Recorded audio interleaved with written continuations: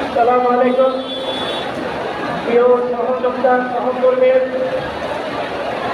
ইতিমধ্যে আমাদের মধ্যে উপস্থিত হয়েছেন বাংলাদেশ জাতীয়তাবাদী দলের ভারপ্রাপ্ত চেয়ারম্যান ছাত্র দলের সাংগঠনিক অভিভাবক জনাব তারেক রহমান ইতিমধ্যে আমাদের মধ্যে উপস্থিত হয়েছেন।